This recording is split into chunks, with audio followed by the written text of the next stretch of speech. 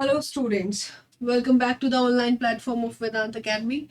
My name is Jyoti and we are doing NCERT series 9 to 12th और हम chapter पढ़ रहे हैं print culture and modern world and we are doing the final part today. So आज हम इसका part 3 करने वाले हैं. पार्ट 3 में हम देखेंगे कैसे प्रिंट कल्चर जो है इंडिया में आया. इससे पहले पार्ट में हमने देखा था कि प्रिंट कल्चर से पहले जब प्रिंट नहीं होता था इंडिया में, उससे पहले इंडिया में किस तरह से पढ़ा जाता था, कैसे समझा जाता था. और उस वीडियो में हमने देखा था कि टीचर्स जो है वो डिक्टेट करते थे, बच्चे लिखते थे और वहीं से वो पढ़ते थे, मतलब वहीं से वो समझते थे, जानते थे. Okay, so print comes to India as the today's topic. So let's get started without wasting time. So the printing press first came to Goa with Portuguese missionaries in the mid 16th century. तो जो सबसे पहले printing press आई थी वो सबसे पहले कहाँ आई थी? गोवा में. तो सबसे पहली प्रिंटिंग प्रेस आई थी गोवा में. ओके, किसके साथ आई थी? Portuguese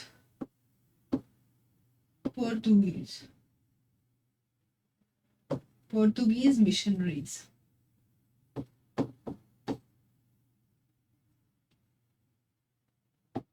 okay, so Portuguese missionaries के साथ पहली प्रिंटिंग प्रेस जो है आई थी इन मिड 16th सेंचुरी.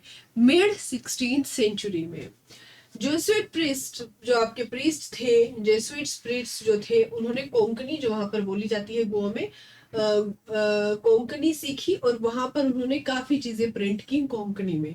तो उन्होंने कोंकणी में, गोवा में आई थी, कोंकणी में काफी चीजें प्रिंट हुई. ठीक है, इन कोंकणी लैंग्वेज,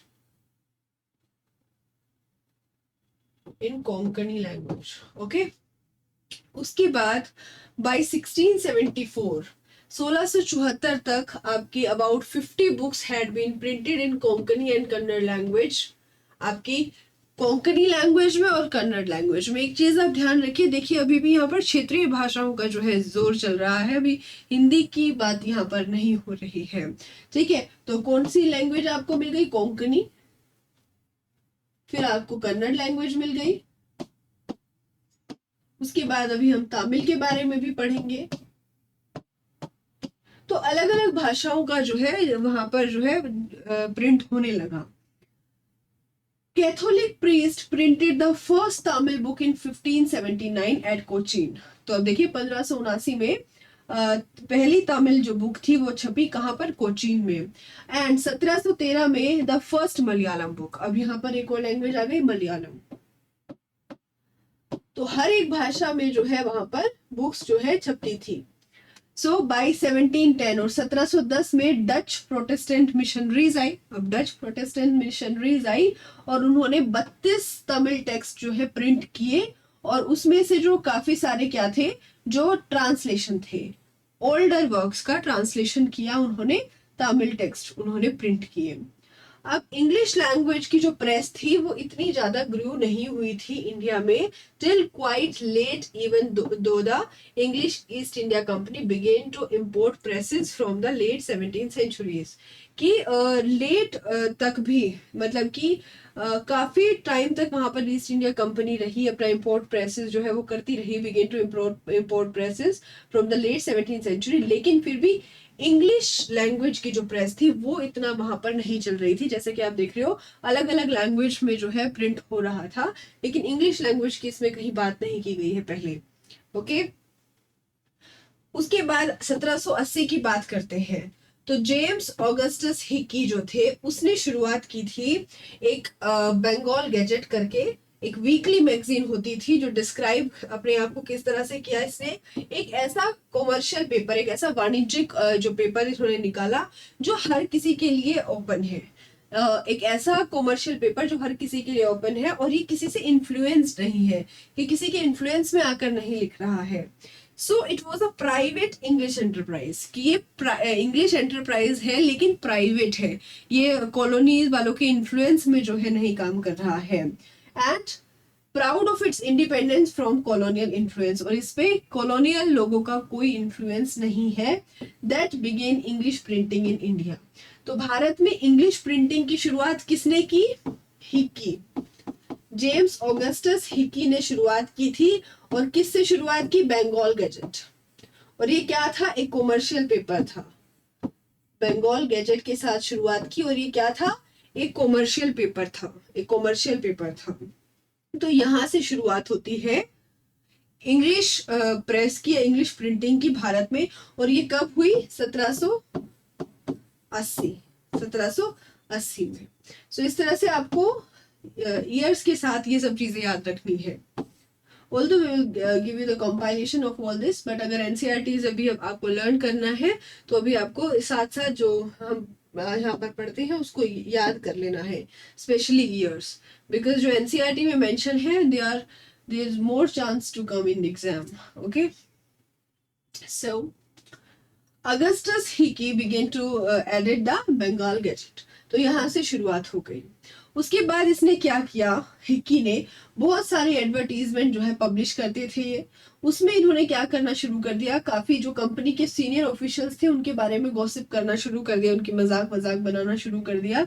तो जो उस टाइम के गवर्नर जनरल थे वॉरेन हास्टिंग्स, उन्होंने क्या किया? इसके खिलाफ मुकदमा कर दिया, हिक्की के खिलाफ। और फिर उसने उन चीजों को एनकरेज करना शुरू कर दिया जो पब्लिकेशन किसका करेगा? ऑफिशियल सैंक्शन न्यूज़पेपर्स जो होंगे, that could counter the flow of information that damage the image of colonial government. कि इन्होंने ये उस ही अखबार का जो है पब्लिकेशन को इनकरेज करते थे जो कॉलोनियल गवर्नमेंट पर उनकी इमेज को साफ करने का काम करे, उनके खिलाफ जो है क्वेश्चंस का आंसर्स दे और उनकी ही तारीफ करे। तो इस तरह की मीडिया तब भी जो है शुरुआत कर दी गई थी। By the close of 18th century, a number of newspapers and journals appeared in print. और फिर धीरे धीरे जैसे जैसे आपकी 18वीं शताब्दी खत्म हो रही थी तो धीरे धीरे ऐसे न्यूज़पेपर्स और जर्नल्स जो है वो प्रिंट होना जो है शुरुआत हो गई थी। There were Indians too. अब ये तो चलो हिक्की तो जो है इनके खिलाफ ही लिख रहा था और इंग्लिश मैन ही था। अब इंडियंस भी थे जिन्होंने पब्लिश किए। The first to appear was the weekly Bengal gazette. अब Bengal gazette brought out by, अब एक बंगाल गैजेट के नाम से छपा, brought out by Gangadhar Bhattacharya. तो जब ये छपा तो बंगाल गैजेट की जब बात होगी हिंदी की तो बंगाल गैजेट किसने छापा था? एक वीकली जो है छपा ये इसको वीकली, एक वीक में एक बार आते थे। सो ये छपा था गंगाधर भट्टाचार्य ने इसको जो है प्रिंट किया था, वो ही इसको छापते थे। And who was close to Ram Mohan Roy, Ram Mohan Roy के बहुत ज्यादा करीबी थे। सो ऐसे जो है शुरुआत हुई प्रिंट की और धीरे धीरे फिर मैगजीन्स और जो है न्यूज़पेपर्स भी छपने लगी। लिटरेचर ट्रांसलेट हुई, लिटरेचर को प्रिंट करना शुरू किया, फिर धीरे धीरे न्यूज़पेपर, मैगजीन्स, इस तरह की चीजें भी छपने लगी।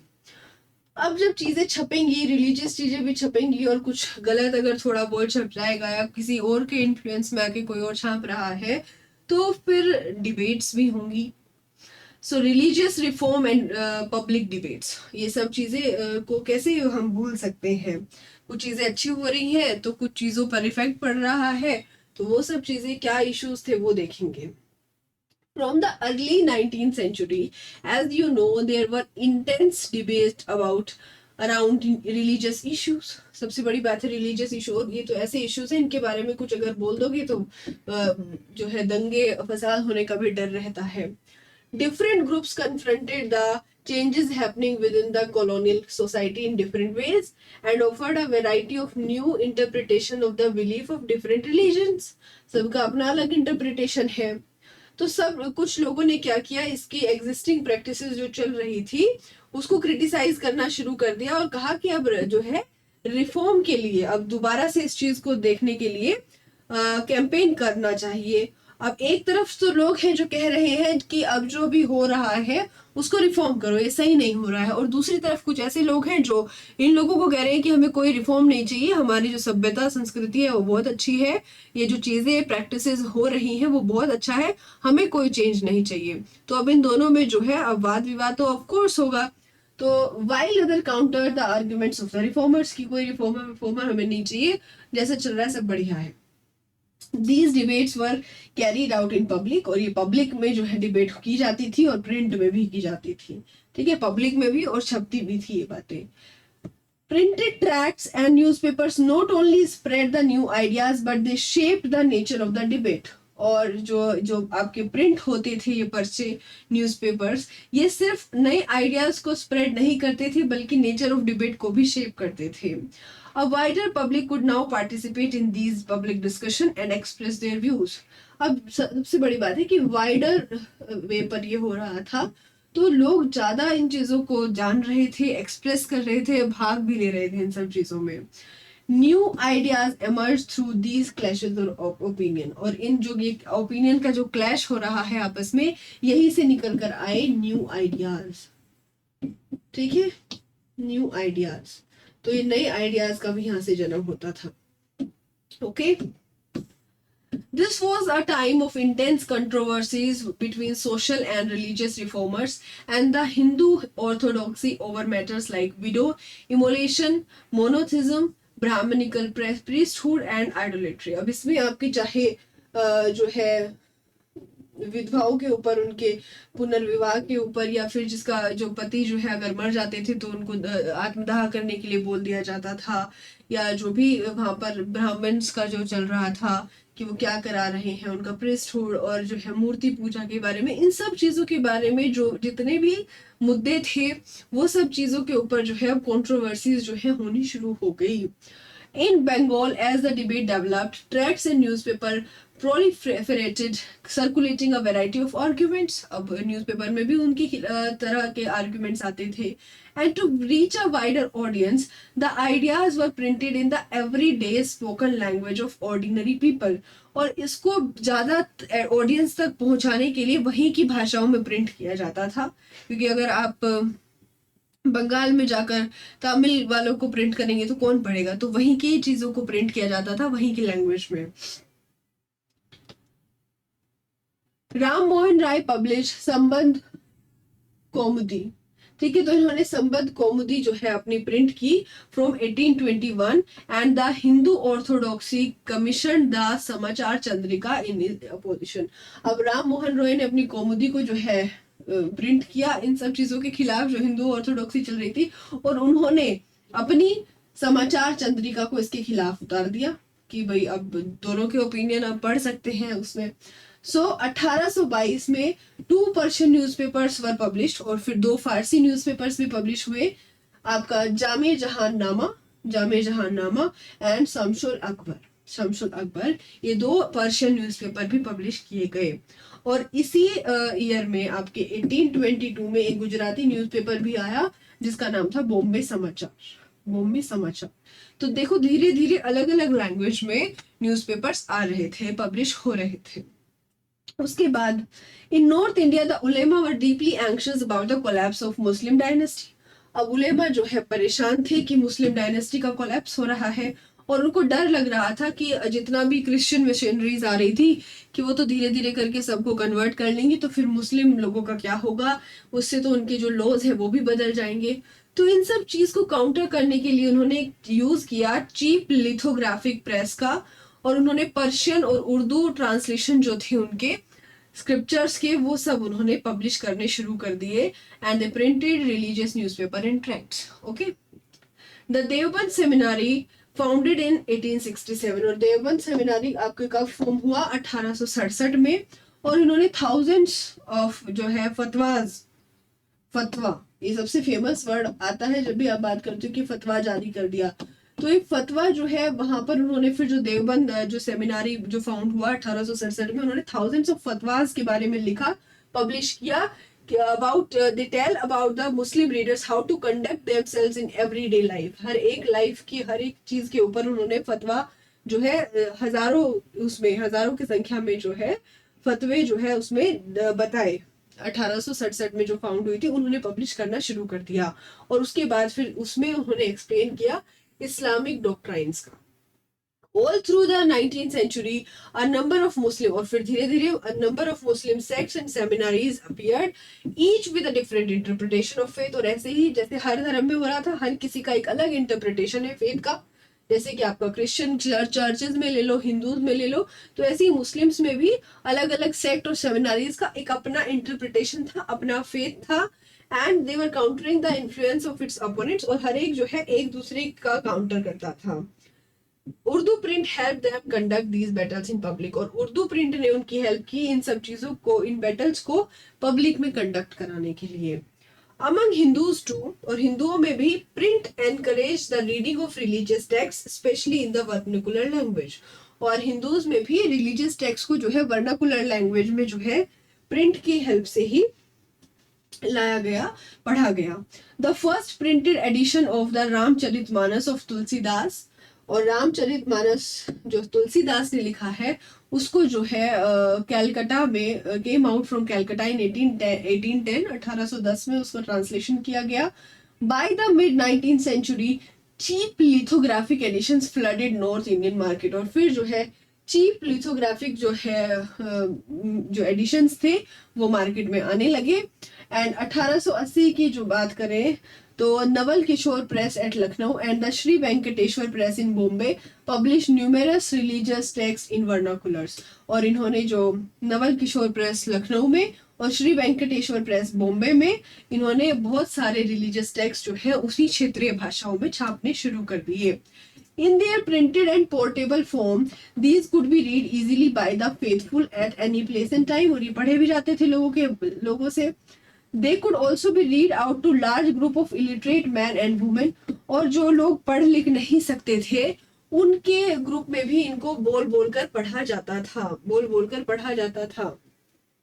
Religious texts therefore reached a very very wide circle of people, encouraging discussions, debates, controversies with in among different religions, और इससे क्या हुआ कि ये वाइडर सर्कल लोगों के तक पहुंचे, बहुत सारे डिस्कशंस होने शुरू हुए, डिबेट होना शुरू हुआ, कंट्रोवर्सीज यहाँ से शुरू हुई, और ये एक तरह की रिलीजन में भी हुई कि हिंदुओं में कंट्रोवर्सी चल रही है, मुस्लिम की मुस्लिम्स के अंदर चल रही है, और हिंदू और मुस्लिम्स की चल रही है, मुस्लिम्स और क्रिश्चियंस की चल रही है, हिंदू और क्रिश्चियंस की चल रही है। तो मतलब एक खुद के ग्रुप में भी और अलग अलग ग्रुप्स में भी डिबेट एंड कंट्रोवर्सीज शुरू हो गई। Print did not only stimulate the publication of conflicting opinions amongst communities, but it also connected communities and people. और इसने सिर्फ लड़ाई ही नहीं कराई, इसने जो है पूरे देश को एक करने का भी काम किया, क्योंकि एक जगह से दूसरी जगह की डेवलपमेंट की बात होती थी, तो मतलब कि इसने ये कनेक्ट करने का भी काम किया। Newspaper convey news from one place to another, creating pan India identities.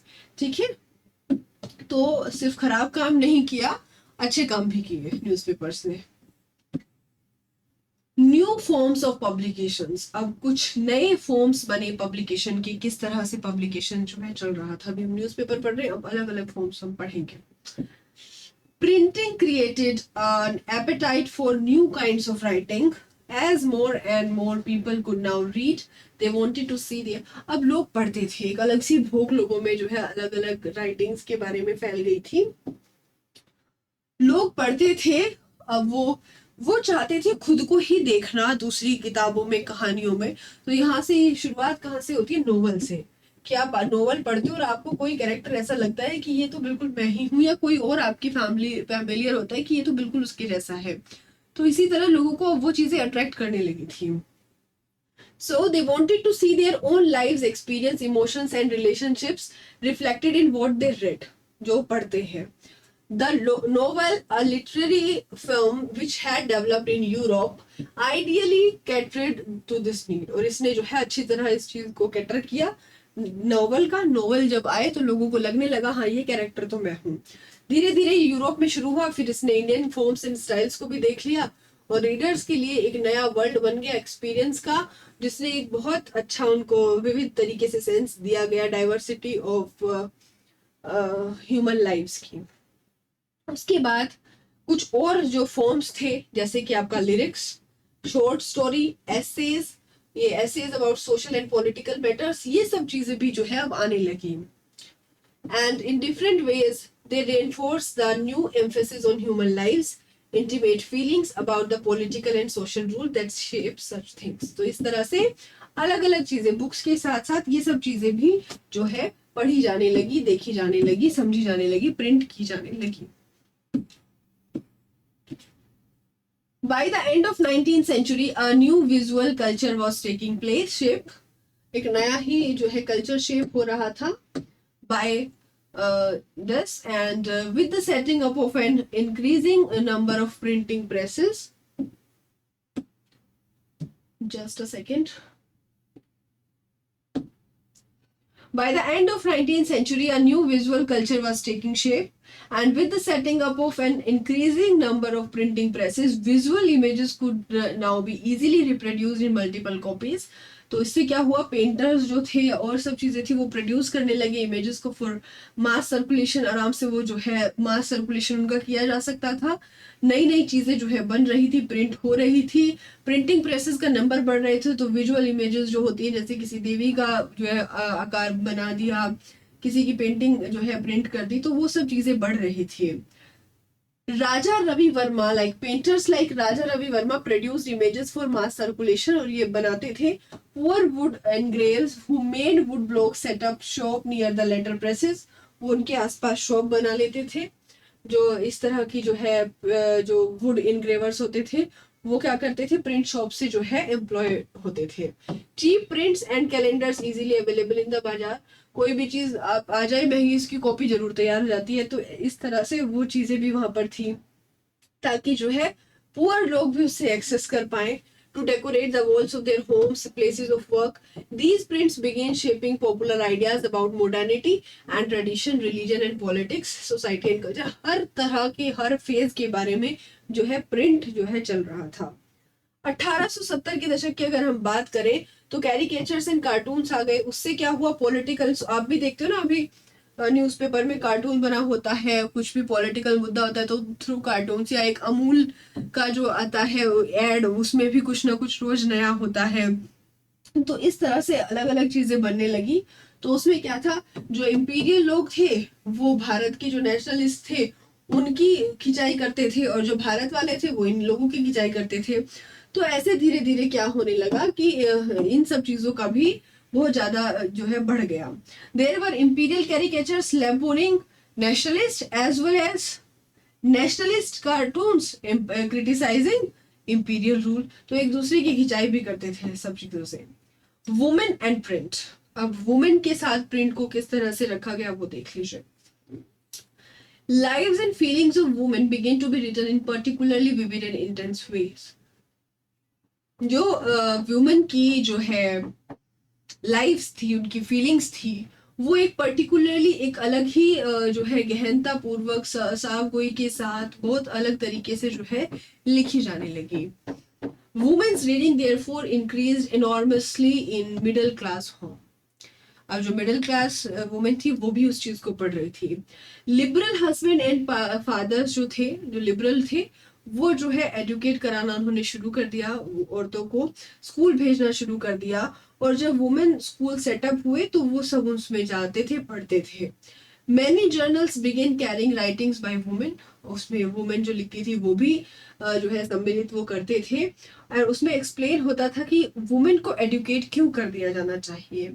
They also carried a syllabus and attached suitable reading matter which could be used for home-based schooling. उसमें क्या होता था, सिलेबस भी होता था और एक सुटेबल रीडिंग मटेरियल भी वहां पर होता था कि जो होम बेस्ड स्कूलिंग करा रहे हैं वो वहां पर यूज कर सकते हैं, इस चीज को पढ़ सकते हैं। बट ये हम पढ़ रहे हैं लिबरल वालों के लिए। आजकल भी कुछ ऐसे घर है, ऐसी गांव है जहां पर आज भी लड़कियों का ज्यादा पढ़ना अच्छा नहीं माना जाता है, उनको लगता है क्या करना है। तो वही सब चीजें वहां पर उस टाइम पर तो और ज्यादा थी। आज भी कई गांव में देखते हैं कि 12th करा दिया तो लोग लगता है कि हाँ ठीक है भाई, this is enough for the girl, अब इसको क्या करना है, इसको जाके घर जो है चलाना है और बच्चों का पालन पोषण करना है, शादी को निभाना है, पति की सेवा करनी है, एंड ऑल एंड ऑल। सो वो सब चीजें उसकी जो है प्राइम रिस्पॉन्सिबिलिटी मानी जाती हैं। पढ़ाई लिखाई उसकी रिस्पॉन्सिबिलिटी, अब पढ़ाई लिखाई को उसकी तरफ से देखा ही नहीं जाता है। ओके, तो उस टाइम पर तो ऐसी फैमिलीज बहुत सारी थी जो लिबरल बिल्कुल नहीं थी। कंजर्वेटिव हिंदू जो है बिलीव करते थे कि लिटरेट गर्ल जो है वो विधवा हो जाएगी, और मुस्लिम्स को डर था कि अगर वो जो है उर्दू की रीडिंग्स पढ़ लेगी तो वो जो है वो भी बिगड़ जाएगी, वो करप्ट हो जाएगी। तो इस तरह से हर एक समाज में एक अलग ही जो है बहुत अजीब नजर से देखा जाता है पढ़ी लिखी लड़की को। समटाइम्स कुछ रिबल भी होती थी कि नहीं भाई हम तो पढ़ेंगे, तो वो पढ़ती भी थी, कोई छिपके पढ़ता था, कोई कैसे पढ़ता था। So we know the story of a girl in conservative Muslim family of north India, जो सीक्रेटली जो है learn to read and write in Urdu, उसने पढ़ना और लिखना सीखा। Her family wanted her to read only the Arabic Quran which she did not understand. उसको Arabic कुरान पढ़ने के लिए बोला जाता था जो वो अंडरस्टैंड नहीं करती थी। And so she insisted on learning to read a language that was her own. तो वो जो है अरेबिक कुरान के बजाय अपना उर्दू में ही पढ़ना जो है पसंद करती थी, उसको समझना अच्छा लगता था। उसके बाद in East Bengal in the early 19th century, Rashsundari Devi, a young married girl in a very orthodox house. अब वो जो है यंग मैरिड गर्ल है रश सुंदरी देवी, और वो एक ऑर्थोडॉक्स फैमिली में है जिनको नहीं पसंद ज्यादा पढ़ाना लिखाना। And she learn to read in the secrecy of her kitchen, और वो अपने किचन में जाकर उसको पढ़ना जो है सीखा उसने। और फिर उसने अपनी बायोग्राफी लिखी अमर जीबान, और उसको पब्लिश कराया 1876 में। और ये पहली फुल लेंथ ऑटोबायोग्राफी थी जो बंगाली लैंग्वेज में पब्लिश हुई थी। तो इस तरह से भी थी। तो ये हम कह सकते हैं कि जिसने सोचा है कि पढ़ना है वो पढ़ लेते थे जैसे भी। लेकिन मोस्टली जो है लोग लड़कियों को पढ़ने नहीं दिया जाता था। अब तो हालात काफी बदल चुके हैं, अभी गांव में भी लोग काफी जागरूक हो रहे हैं, बट कुछ लोग अभी भी इसी तरह सोचते हैं। So they need to change their mind according to the time, because this is the time to give their children chances to learn, read and write. Since social reforms and novels had already created a great interest in women life and emotion, there was also an interest in what women would have to say about their own lives. कि novel तो जो है social reforms हो रहे हैं, novel हो रहे हैं, वो तो वुमेन की लाइफ के बारे में बता ही रहे हैं। लेकिन अभी इस चीज में भी एक इंटरेस्ट था कि वुमेन क्या बोलती हैं अपनी लाइफ के बारे में। तो अब यहाँ से क्या शुरुआत होती है ऑटोबायोग्राफी की, अपनी लाइफ की आत्मजीवनी की बात जब वो करते हैं ऑटोबायोग्राफी, ठीक है, अपनी आत्मकथा लिखी उन्होंने। उसमें उन्होंने अपने जैसे कि from the 1860s a few Bengali women like Kailash Bhashini Devi wrote books highlighting the experience of women about how women were imprisoned at home, उनको कैसे घर में कैद रखा जाता है, कैप्टन इग्नोरेंस। उसके बाद उन्हें हार्ड डोमेस्टिक लेबर काम करना पड़ता है। उसके बाद जिन लोगों को वो सर्व करती है वही उसे जस्टली उसको ट्रीट करते हैं, जस्टिस उनके साथ नहीं होता है। और उसके बाद 1880s में महाराष्ट्र के प्रेजेंट डे में ताराबाई शिंदे एंड पंडिता रामाबाई ने जो है अपना पैशनेट एंगर के बारे में लिखा है कि एंगर से लिखा है about the miserable lives of upper caste Hindu women, कि अपर कास्ट हिंदू वुमेन में भी स्पेशली विडोज के बारे में उन्होंने लिखा है कि उनको किस तरह से ट्रीट किया जाता है, कितनी बुरी तरह से। A women in a Tamil novel expressed what reading meant to women, और तमिल नोवेल में एक वुमेन ने एक्सप्रेस किया है कि रीडिंग का जो है क्या महत्व रखती है वुमेन के लिए, who are so greatly confined by social regulations. For various reasons my world is small, कि कई कारण है जिसकी वजह से मेरी जो दुनिया है बहुत छोटी है। More than half my life happiness has come from books, और उसने लाइन लिखी है कि आधे से ज्यादा मेरी जो लाइफ की खुशी है वो किताबों से आती है। While Urdu, Tamil, Bengali and Marathi print culture had developed early, कि मराठी, तमिल, बंगाली, उर्दू ये सब कल्चर जो है डेवलप हो गए जल्दी ही, लेकिन हिंदी प्रिंटिंग जो है सीरियसली 1870s के बाद स्टार्ट हुई। एंड सून, और जल्दी ही, a large segment of it was devoted to the education of women, और उसके बाद ये जल्दी ही जब 1870s से बनी तो इसका लार्ज सेक्शन जो है वो एजुकेशन ऑफ वुमेन, वुमेन की एजुकेशन के लिए जो है डिवोट किया गया। In the early 20th century, journals written for and sometimes edited by women became extremely popular, और ये extremely popular हुए जो journals जो लिखे थे women ने edit किए थे। उससे उनके बारे में, उनके एजुकेशन के बारे में, विडोहुड के बारे में, या विधवा पुनर्विवाह के बारे में, या नेशनल मूवमेंट के बारे में, वो सब चीजें लिखी। Some of them offered household and fashion lessons to women. उसमें कुछ ऐसे भी थे जो हाउस होल्ड और फैशन लेसन के बारे में वुमेन की वो भी बात होती थी। And broad entertainment through short stories and serialised novel, की सीरियल टाइप और जो है शॉर्ट स्टोरीज के थ्रू एंटरटेनमेंट वाली लेसन्स भी आते थे।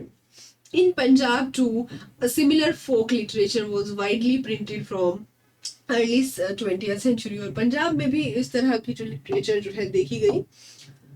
Ram Chadha publish the fast selling Stri Dharm विचार। राम चड्ढा इन्होंने जो है इस चीज को पब्लिश किया, to teach women how to be obedient wives. देखो अब उनको टीच किया जाने लगा स्त्री धर्म विचार में how to be obedient wife, कि कैसे आप एक आज्ञाकारी बीवी बन सकते हैं। The Khalsa tract society publish cheap booklets with a similar message. तो इस तरह की भी किताबें जो है छपने लगी। Many of these were in the form of dialogues about the qualities of good women. Okay, in Bengal, an entire area in central Calcutta, the Batla was devoted to the printing of popular books. Here you could buy cheap editions of regular religious texts, scriptures, as well as literature that was considered obscene and scandalous. यहाँ पर आपको बहुत सारी चीजें, क्या हर तरह की चीजें यहाँ पर मिल सकती थी सेंट्रल कैलकाटा में. By the late 19th century, a lot of these books were being profusely illustrated with woodcuts and colored lithographs. उसके बाद इनको जो है अलग अलग तरह से वुड कट और उसमें भी इनको डेकोरेट वगैरह किया जाने लगा. पैडलर्स यहाँ से जो है पब्लिकेशंस जो है लेते थे, घर तक पहुंचाते थे, और इससे जो है women in their leisure time, जो उनकी फुर्सत का समय होता था, वहां से वो थोड़ा समय निकालती थी और पढ़ लेती थी.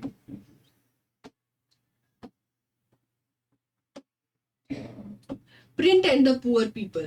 अब गरीब लोगों के साथ क्या था? Very cheap small books were brought to the market in 19th century Madras towns and sold at road crossing पर भी जो है बेचे जाने लगी. तो इससे पुअर लोगों ने भी जो है मार्केट में उनको खरीदना जाकर शुरू किया.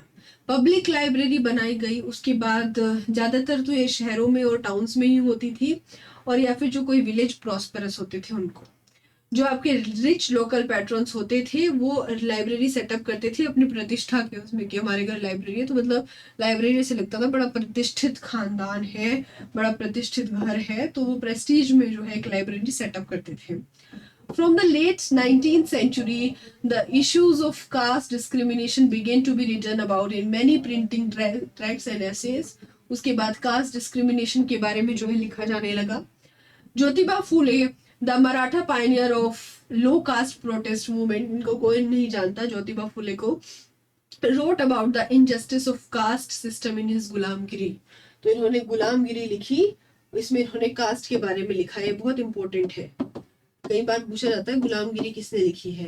तो गुलामगिरी जो है ज्योतिबा फूले की किताब है.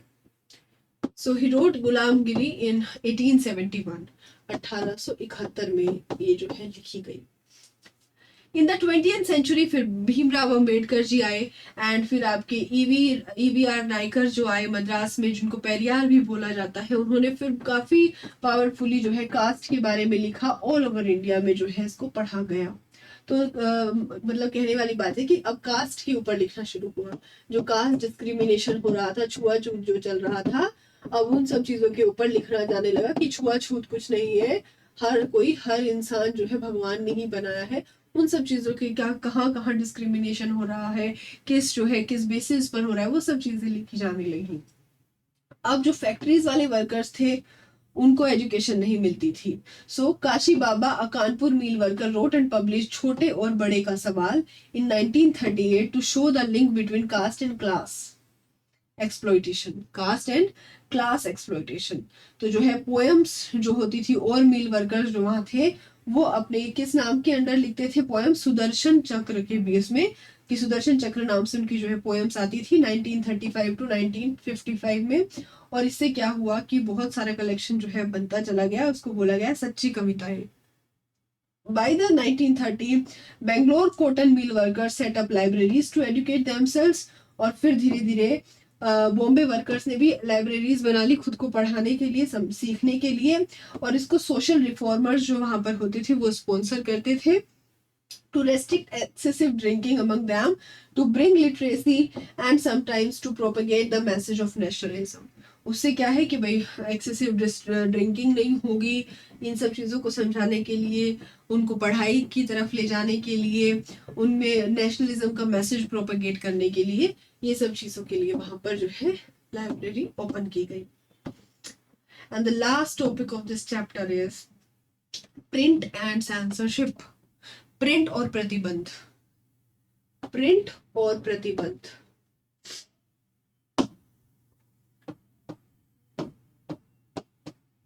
प्रिंट और प्रतिबंध. प्रिंट और प्रतिबंध. Before 1798, the colonial state under the East India Company was not too concerned with the censorship. कि पहले 1798 से पहले इतना ज़्यादा कंसर्न नहीं था सेंसरशिप के बारे में. धीरे धीरे जाकर जब इंग्लिशमैन के खिलाफ बहुत सारी चीज़ें लिखी गई तो तब जाकर उन्होंने सेंसरशिप के बारे में यूज़ करना शुरू कर दिया कि अब सेंसरशिप लगानी पड़ेगी. उससे क्या हुआ, by 1820s the Calcutta supreme court passed certain regulation to control press freedom and the company began encouraging publication of newspapers, जो उन्हीं को सेलिब्रेट करते थे. मतलब कि अपनी मीडिया उन्होंने बना ली कि जो हमारी प्रशंसा करेगा वो अच्छा है, अदरवाइज सेंसरशिप उन पर लग जाएगी, उन पर प्रतिबंध लग जाएगा. In 1835, faced with urgent petitions by editors of English and vernacular newspapers, Governor General Bentinck agreed to revise press laws. और फिर बाद में बेंटिक ने एग्री किया कि अब प्रेस लॉज को रिवाइज किया जाएगा. उसके बाद थॉमस मैकले आए, a liberal colonial official, formulated new rules that restored the earlier freedoms. और ये बेंटिक आए और उसने फिर से रिस्टोर कर दिया अर्लियर फ्रीडम्स को. He was a liberal official. उसके बाद after the revolt of 1857 the attitude to freedom of the press change, अब फिर से चेंज हो गया. Enraged Englishmen demanded a clamp down on the native press as vernacular newspapers became assertively nationalist. तो अब उन सब चीजों को दबाने के लिए इन्होंने फिर से जो है सेंसरशिप लगाना शुरू कर दिया. इन 1878, अब ये इम्पोर्टेंट है बहुत, 1878 में वर्नाकुलर प्रेस एक्ट जो है पास कर दिया गया, modelled on the Irish press law. किस पर बेस्ड था ये, कहाँ से इन्होंने ये सीखा था, आयरिश.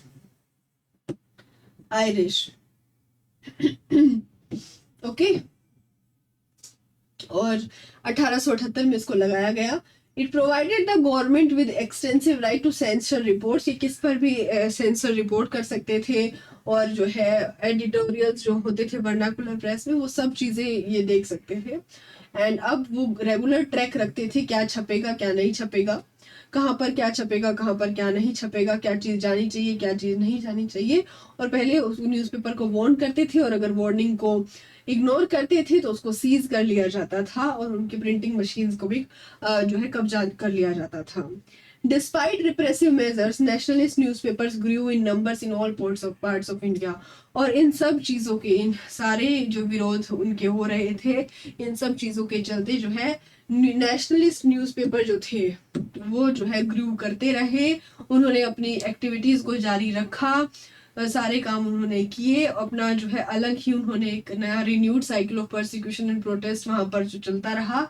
और जब पंजाब रेवोल्यूशनरी जो है उनको काले पानी की सजा हुई थी 1907 में, तब बाल गंगाधर तिलक ने लिखा था ग्रेट सिंपैथी के साथ अपने केसरी में, जो उनका अखबार था उसका नाम था केसरी, 1907 में उन्होंने लिखा था this led to the imprisonment in 1908. और इससे उन्हें जो है 1908 में सजा भी हो गई थी, जिससे जो है पूरे भारत में बहुत ज्यादा प्रोटेस्ट हुए थे, पूरे इंडिया में. तो ये सब चीजें थी जो हमने पढ़ी है इस चैप्टर में, कि कैसे जो है प्रिंट से कितना कुछ बदलाव आया, कितनी चीजें बदली, और कैसे फिर हम नेशनलिज्म पर आकर रुके. आज की स्थिति आप जानते ही हैं, आजकल तो हर कोई मीडिया वाला बन के बैठ गया है. सो इसलिए हमें खुद को समझना चाहिए, इस समय पर हमें खुद को जागरूक होना चाहिए कि जो हम देख रहे हैं, समझ रहे हैं, सुन रहे हैं, वो कितना सही है. ओके, गांधी जी ने 1922 में कहा था liberty of speech, liberty of press and association, की स्पीच की लिबर्टी और प्रेस की लिबर्टी और जो है सामूहिकता की जो है फ्रीडम है। The government of India is now seeking to crush all three powerful vehicles of expressing and cultivating public opinion. कि यही तीन तो हमारे जो है पहिया होते हैं, मोस्ट पावरफुल व्हीकल हैं, वही आपने कुचल दिए तो क्या होगा। So the fight for Swaraj and fight for Khilafat means a fight for this threatened freedom before all else. कि सबसे पहले जो स्वराज और खिलाफत की फाइट है, ये सबसे पहले इन्हीं तीन चीजों के लिए है, इन्हीं तीन चीजों के लिए है। सो जो है फ्रीडम ऑफ प्रेस इसलिए भी जरूरी होती है। So this was about the part, final part of this chapter, and this chapter is finished, this chapter is finished. अब इसके बाद आपके तीन जो है टॉपिक जो इम्पोर्टेंट है, क्योंकि आपका न्यू सिलेबस भी रिवाइज हुआ है हिस्ट्री का। सो ओल्ड सिलेबस में तो आप 5 चैप्टर ही पढ़ते थे, तो अभी आपके 3 चैप्टर्स जो बाकी हैं, आपके नेशनलिज्म इन इंडो चाइना, एक बहुत इंपॉर्टेंट टॉपिक है, ये भी कवर अप कराया जाएगा। उसके बाद हिस्ट्री ऑफ नोवेल, ये भी बहुत इंटरेस्टिंग टॉपिक है, इसको भी कवर अप कराया जाएगा। और वर्क लाइफ इन लेजर के बारे में भी एक टॉपिक है। तो ये तीनों चैप्टर्स भी इसके बाद आपके कराए जाएंगे, और उसके बाद आपकी 10th क्लास की एनसीईआरटी जो है बिल्कुल हर तरह से खत्म यहाँ पर करा दी जाएगी, ताकि आपको कुछ भी एक्स्ट्रा उसके लिए ना करना पड़े कि ये चीज नहीं हुई है, ये चीज हुई है। तो बस आपको भी कुछ नहीं करना है, सिर्फ वीडियोस को देखना है, बुक्स को ओपन रखना है और समझना है।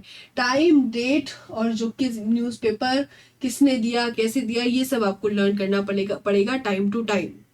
एनसीईआरटी के बाद वो सीरीज भी स्टार्ट की जाएंगी कि आपको न्यूज़पेपर, उनके पब्लिकेशन कब स्टार्ट हुआ, वो सब कंपाइलेशन भी मिल जाएगा। बट बिफोर देन दैट, उससे पहले, सबसे पहले आपको एक स्टोरी आपको पता होनी चाहिए कि कैसे हमारा इतिहास जो है बना है। तो इसीलिए एनसीईआरटी सीरीज जो है चलाई जा रही है, और इनका फायदा तभी है जब आप इन सब चीज़ों को समझेंगे।